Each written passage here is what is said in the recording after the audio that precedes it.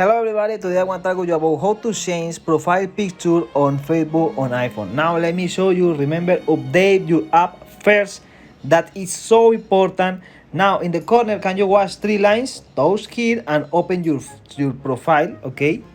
Now when you are here, you can touch in your picture, okay?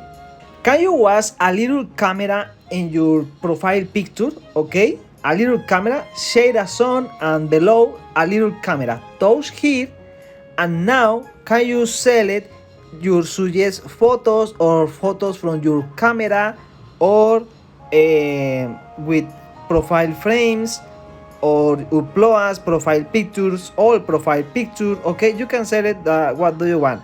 Now select example this and preview profile picture to public. Okay, share your update to feed. If you want public and share your new profile picture, touch here enable, but if you don't want, disable and save. In the corner can you want save, and this is all. It's so easy and really fast. Now let me show you.